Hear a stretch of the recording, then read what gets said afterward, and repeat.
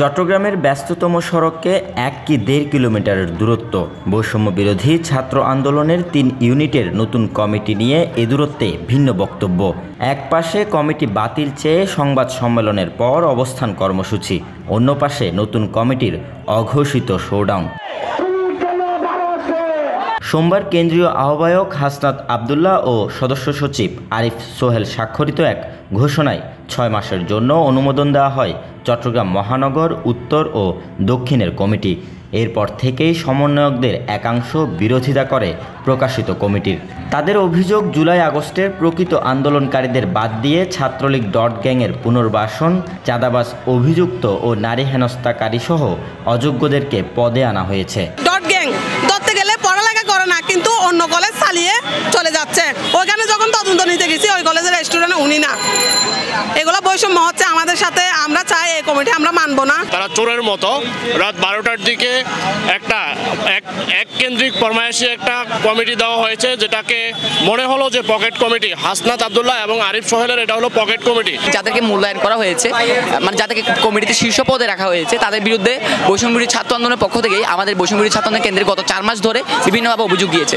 বিশেষ করে হচ্ছে ছাত্রলীগ পুনর্বাসন ডট গ্যাং লালন করছিল, সেই জায়গা থেকে আমাদের অভিযোগ ছিল। এবং হচ্ছে নারী হেনস্থার, আমাদের নারী সমন্বয়কদের যে হেনস্থা করেছিল তা নিয়ে অভিযোগ গিয়েছিল। তাদের চাঁদাবাজি বিভিন্ন খোঁজখবর আমরা পেয়েছিলাম, সেই জায়গাতে অভিযোগ গিয়েছিল।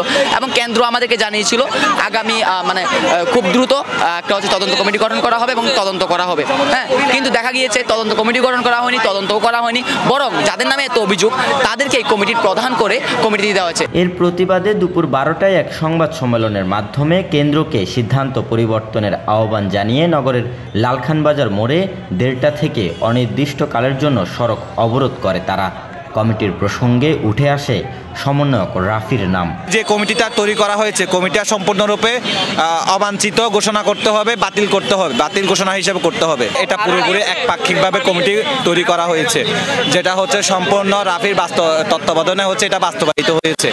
কিন্তু এই কমিটিতে যাদেরকে যুক্ত করা হয়েছে বেশিরভাগই আপনার জুলাই গণঅভ্যুত্থানের সাথে সম্পৃক্ত নয়। যেহেতু এখানে খানতালাত রাফি এই কমিটিকে অভিনন্দন জানিয়ে পোস্ট দিছে, সে বয়সে ছোট, সে এখনো পর্যন্ত আমরা যতটুকু সবাই জেনে থাকবেন এখনো অনার্স সেকেন্ড ইয়ারে পড়ে।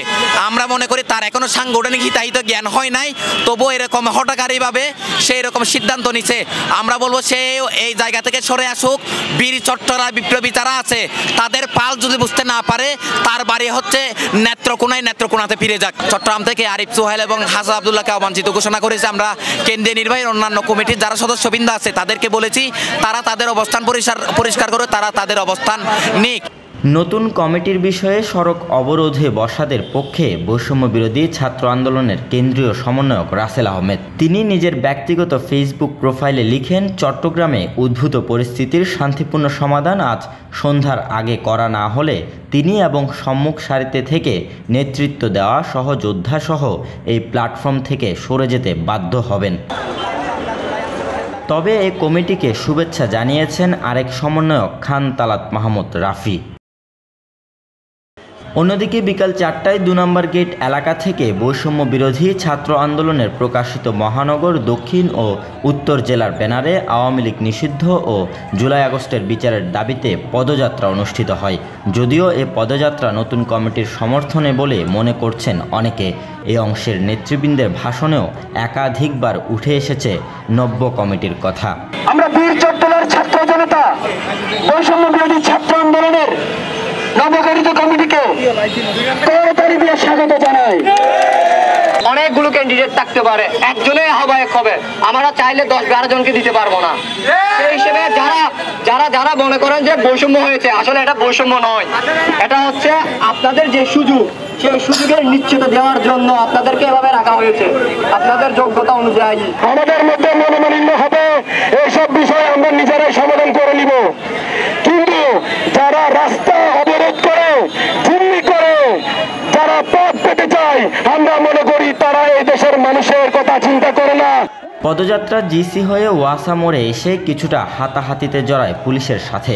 মূলত লালখান বাজারমুখী পদযাত্রাকে থামিয়ে দেয় আইনশৃঙ্খলা রক্ষাকারী বাহিনী। লালখান বাজার মোড়ে বৈষম্যবিরোধী ছাত্র আন্দোলনের আরেকটি অংশের অবস্থান কর্মসূচির কারণে দুপক্ষের পাল্টাপাল্টি প্রতিক্রিয়ায় সংঘর্ষের মতো ঘটনা ঘটতে পারত। যদিও পরে ওই পদযাত্রা থেকেই বেশ কয়েকজন সম্মুখে এসে গতিপথ পাল্টান যাত্রার। 3 ইউনিটের নেতৃবৃন্দ জড়ো হন কাজের দেউরি মোড়ে। মুজিববাদের যে রাজনীতি, আওয়ামী লীগের যে রাজনীতি, সেই রাজনীতির নিষিদ্ধের দাবি জানাতে আওয়ামী লীগের মতো ফ্যাসিবাদী দলের বাংলাদেশের রাজনীতি করার কোনো সুযোগ নেই। 15টা বছর ঠুসে গিয়েছে বাংলাদেশের মানুষকে। মুক্তিযুদ্ধের চেতনা বিক্রি করে করে হাজার হাজার কোটি টাকা বিদেশে পাচার করে এখন আরামায়েশে দিন যাপন করতেছে। খুনি হাসিনা সহ ছাত্রলীগ, যুবলীগের গুন্ডারা, সন্ত্রাসীরা যারা জুলাই গণঅভ্যুত্থান থেকে শুরু করে এখন অবধি আমাদের উপর বিভিন্ন হামলা করছে এবং নির্বাচনে তারা ফিরতে থাকছে, আওয়ামী লীগ প্রশাসনে তারা ফিরতে থাকছে, তাদেরকে যাতে যথাযথ শাস্তির আওতায় আনা হয় এবং এই বীর চট্টলার মাটি থেকে আওয়ামী লীগকে চিরতরে নিষিদ্ধ ঘোষণা করা হলো। যদিও এদিন মাঠে দেখা যায়নি দুই সমন্বয়ক রাফি রাসেলের কাউকেই। এর আগে 11 জানুয়ারি বৈষম্য বিরোধী ছাত্র আন্দোলনের মুখ্য সংগঠক আব্দুল হান্নান মাসুদ এবং চট্টগ্রামের রাসেল আহমেদের উপর হামলার অভিযোগকে ঘিরে চট্টগ্রাম প্রেস ক্লাবের এক সংবাদ সম্মেলনে বেশ ঘটা করেই প্রকাশ্যে আসে রাসেল রাফির ফাটল। এবার নতুন করে প্রশ্ন উঠেছে, তবে কি রাফিকে প্রাধান্য দিয়েই চট্টগ্রামের নেতৃত্ব সাজালো কেন্দ্র? Robin Dasgupta, news now 24, Chittagong.